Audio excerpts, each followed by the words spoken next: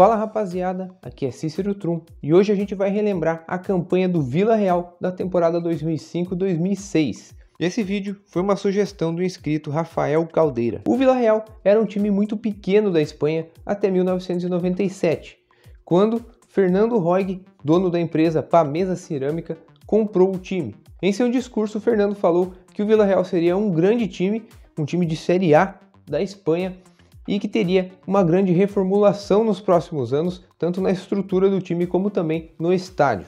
Logo em seu primeiro ano já subiu para a primeira divisão, depois caiu novamente, em seguida se estabeleceu na La Liga e, como o Fernando prometeu, tornou-se um time de primeira divisão da Espanha.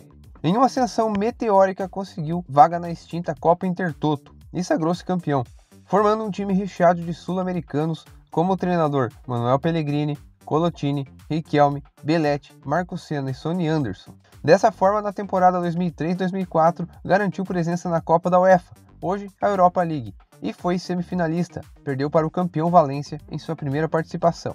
Na temporada seguinte, 2004-2005, novamente fez uma boa campanha na Copa da UEFA, caindo nas quartas de finais, mas o que mais espantou foi ter feito uma participação incrível no Campeonato Espanhol, ficando atrás apenas dos gigantes Barcelona e Real Madrid e terminando na terceira colocação. Dessa forma garantiu sua classificação para a Champions League. Nesta temporada ainda chegaram ao time Diego Forlán, Sebastián Vieira, Juan Manuel Penha e Juan Pablo Sorín. Com um time bem montado e dando resultados em campo, Pellegrini optou por manter a base do elenco e reforçar o time em setores onde precisava de jogadores para ser opção no banco, já que a temporada 2005-2006 seria intensa e a mais importante da história do clube, que ia disputar a Champions League pela primeira vez. Porém, a contratação mais importante na temporada foi a manutenção de Riquelme, já que ele pertencia ao Barcelona, e Vila Real desembolsou 8 milhões de euros para firmar seu contrato em definitivo. O volante italiano Alessio Tacchinardi chegava por empréstimo da Juventus. O atacante mexicano Guilherme Franco chegava do Monterrey do México. E alguns jogadores jovens também reforçaram o time, como o equatoriano Valência, que mais tarde brilhou jogando pelo Manchester United e tinha 19 anos na época. E o goleiro Barbosa, que veio do Banfield. O time perdeu o goleiro Pepe Reina, que foi para o Liverpool. O lateral Armando Sá, que foi para o Espanhol. E o argentino Batalha, que voltou para o Boca. Vila Real precisou passar pela eliminatória para chegar à fase de grupos da Champions e teve um adversário complicado, o Everton, mas venceu os dois jogos por 2-1 sem sustos. Na fase de grupos, caiu em um grupo bem complicado, com Manchester United, Benfica e Lille.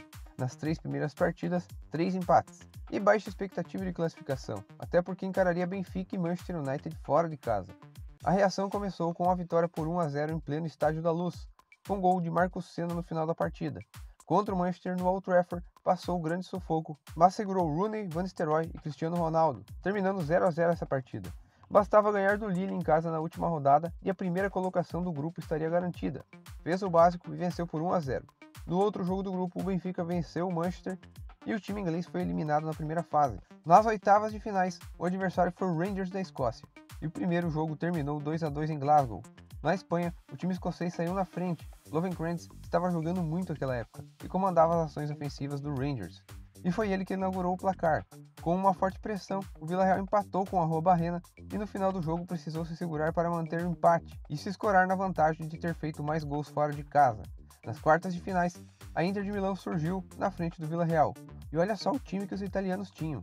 Francesco Toldo no gol, Zanetti, Ivan Córdoba, Marco Materazzi, Walter Samuel, Teman Cambiasso, Stankovic, Veron, Figo, Recoba e Adriano Imperador. Uma máquina, uma das grandes favoritas à conquista da Champions daquele ano. Esperava-se que a trajetória do Vila Real se encerrasse por ali. O primeiro jogo foi na Itália e o submarino amarelo começou com tudo. Forlán fez 1-0 com 1 minuto de jogo. O Imperador Adriano empatou aos 7 minutos e Oba Martins virou. 2-1 acabou sendo um resultado bom para os espanhóis. O gol fora de casa dava a possibilidade de reverter. Riquelme deu show dentro de casa, a Rua Barrena fez o gol da vitória e com uma forte defesa que o Vila Real tinha, se segurou e despachou a Inter da competição. Aquele time era tido como azarão e se tornou temido nas semifinais.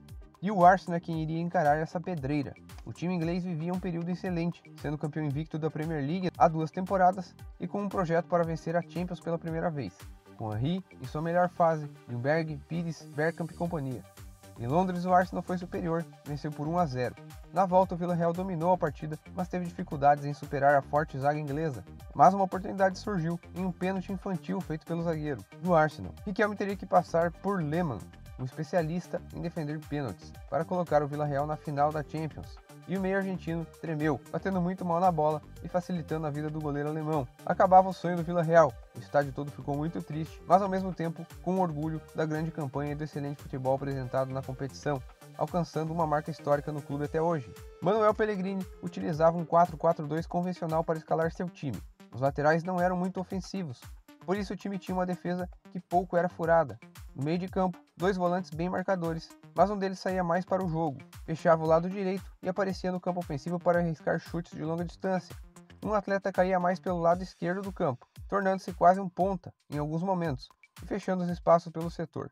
Um meio ofensivo que ficava bem centralizado e articulava praticamente todas as jogadas criadas pela equipe, e na frente, 2 atacantes que se movimentavam bastante e participavam do jogo.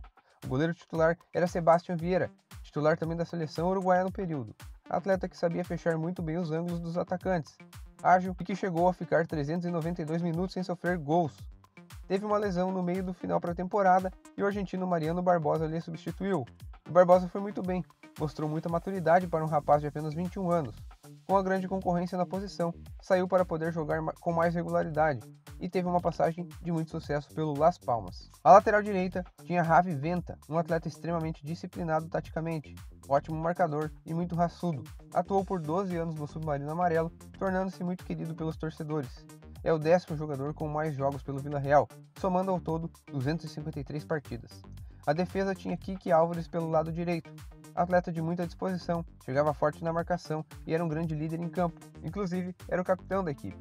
Podia atuar também como lateral direito.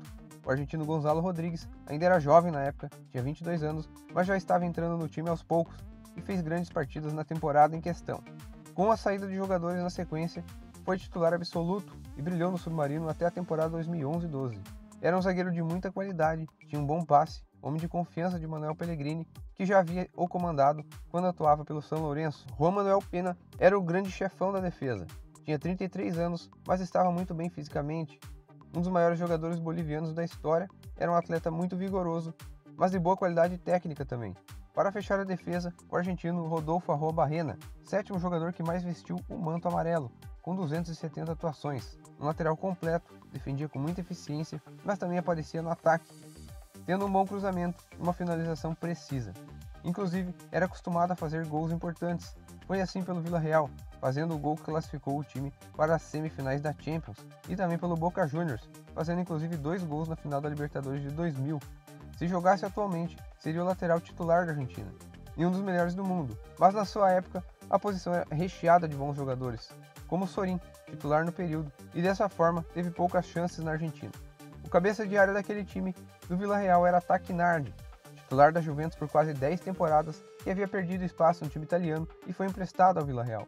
Fez um bem tremendo ao time, protegendo a defesa, dando muita qualidade ao setor do meio-campo.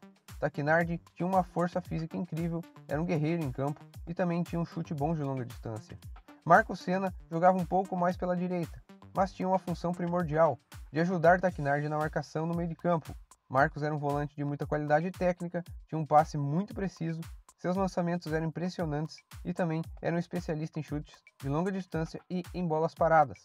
Fez quase 400 partidas vestindo a camisa do Villarreal, tornou-se um ídolo do time e também do país, já que se naturalizou espanhol e foi campeão da Euro de 2008.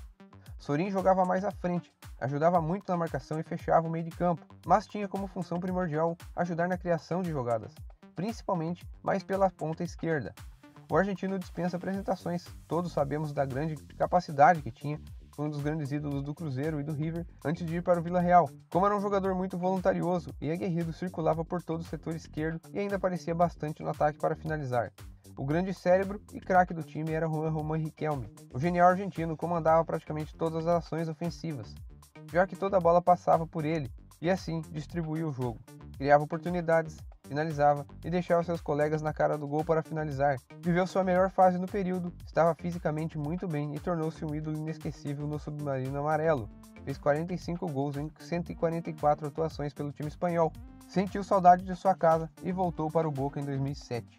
Um pouco mais pela direita no ataque, jogava o uruguaio Diego Forlán, um atleta mundialmente conhecido, era um grande finalizador, tinha um chute potente com ambas as pernas, velocidade, técnica e muita resistência física. No esquema de Pellegrini, Forlán voltava um pouco mais para buscar o jogo e fechar a saída de jogo do adversário pela direita. É o quinto maior artilheiro da história do Vila Real, mas ele tem a melhor média de gols do time, já que ele atuou por apenas 3 temporadas e anotou 59 tentos em 128 atuações. O centroavante era José Mari, jogador que teve grande sucesso no Atlético de Madrid no final dos anos 90. Foi para o Milan e nunca conseguiu se firmar entre os titulares.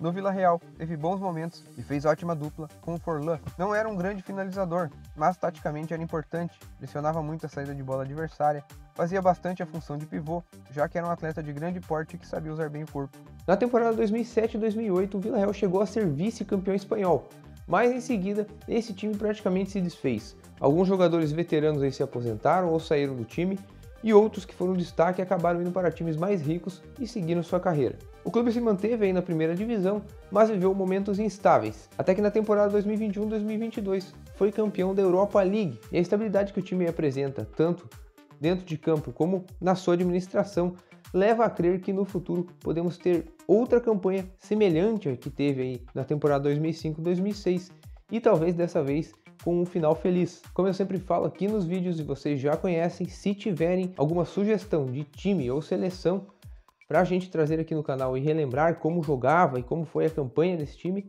é só deixar aí nos comentários. Eu espero que tenham gostado desse vídeo e se gostaram eu peço que me ajudem se inscrevendo no canal e também curtindo esse vídeo. Muito obrigado pela atenção e um abraço.